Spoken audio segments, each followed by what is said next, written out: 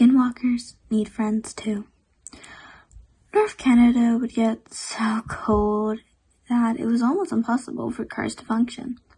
So my family became very skilled hunters. We would have hearty meals with deer or rabbit every night. And we learned to grow vegetables indoors for a little bit of freshness in our Viking-like diet. I was around 15 when I first started to hunt alone. And when I was 18, this happened. It was early in the morning and I was tracking rabbits.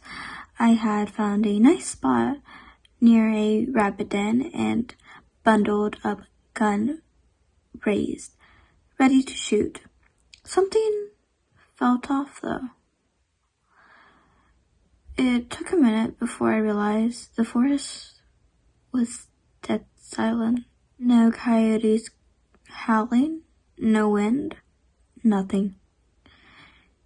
It was as if all the creatures in the wild disappeared. As weird as it was, I paid no mind to it and chatted it up to being too cold for animals to be out and about. Though that didn't explain the lack of wind. No leaves rushing. I laid in the snow for another 16 minutes before giving up and deciding to set off another location. Just as I slung my gun over my shoulder, I glanced to the side and froze.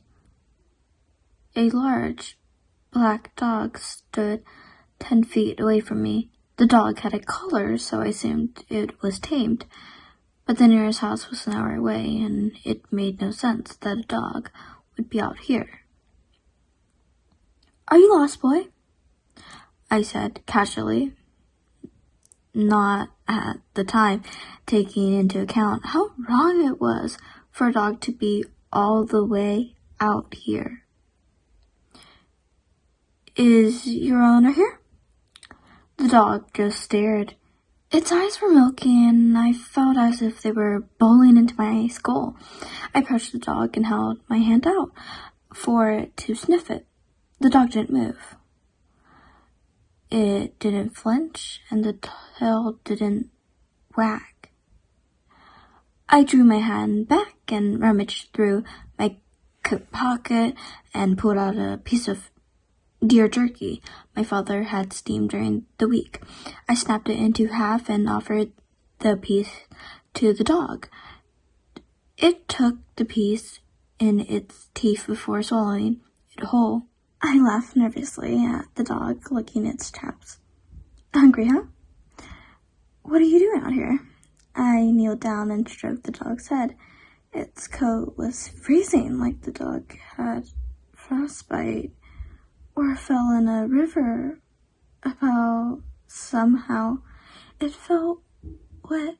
Its milky white eyes stared into me still. At the time, I assumed it was cataracts. A bark came from the left of me, and both me and the dog turned to look. An entire pack of dogs stood in the clearing, all with milky white eyes and black fur. Chills ran down my spine, but still, being a stupid teenager, I just thought it was a trait of that breed. The dog looked back at me and licked my hand with a tongue that felt like ice. Before running over to the group, I watched as the pack moved on. The largest dog's eyes lingered on me before following the others. I watched as they ran off out into the clearing. It was like a reset mode as soon as they left because the forest became back to life. I could hear chit-a-dees, the rustling of the wind through the leaves and the scattering of nearby rabbits, and drew. I shot 3 rabbits and headed home, still curious about the dogs. A week later, I asked my dad about it, but he said the neighbor's dog, Sembra, had been missing for months and everyone else either didn't have a dog that matched my description or just didn't have a dog in general. I thought that was very nerve-wracking. I didn't hunt for a while after that.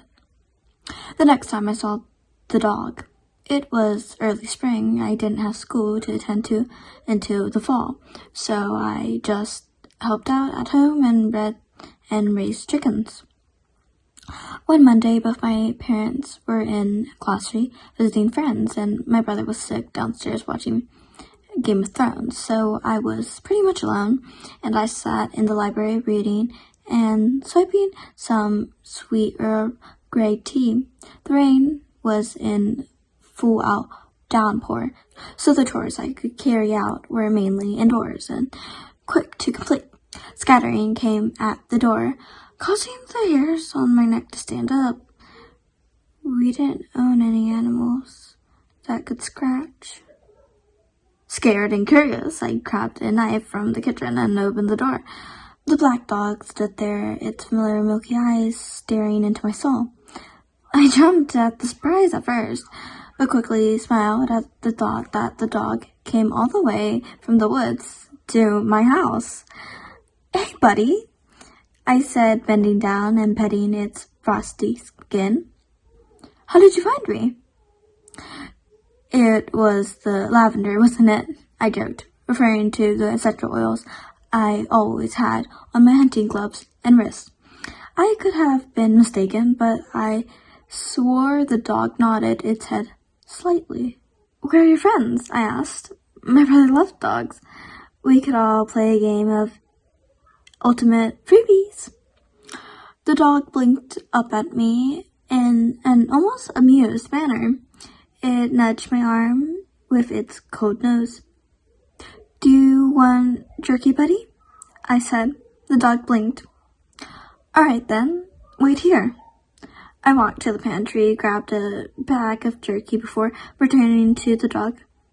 I once again snapped a piece of jerky in half and gave the half to the dog. It swallowed it whole, like it did the first time, and just sort of wandered back into the tree line. I laughed to myself, and the rest of the day went normally.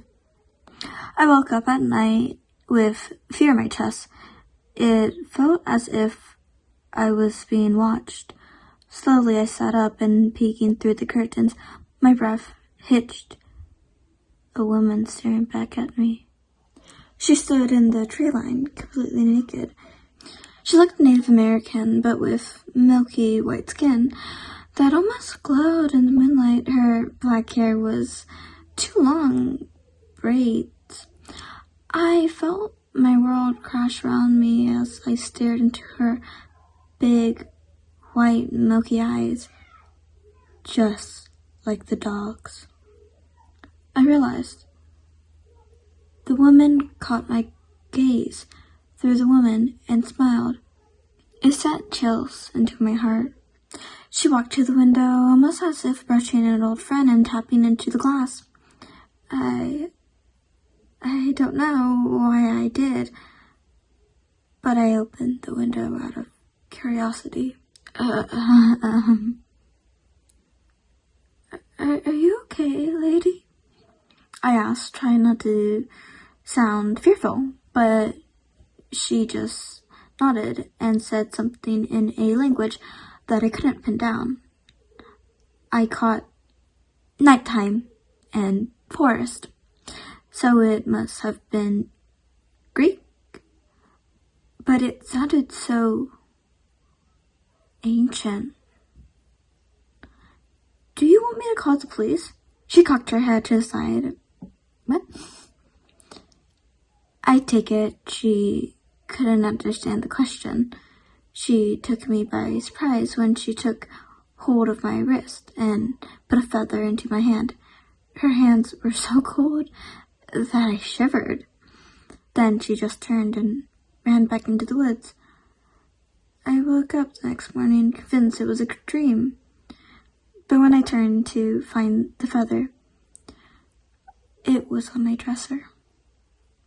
I haven't seen the dog for years now, and I still have no idea where the woman came to my window.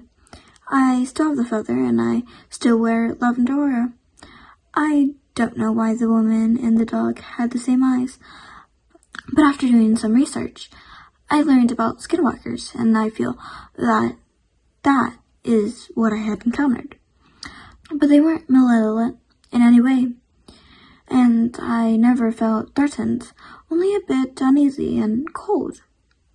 I don't know if this is related in any way, but I often find little quote-unquote presents, end of quotes, on my wall silts, like rabbit skin, and my parents are curious why dead owls keep appearing on the porch.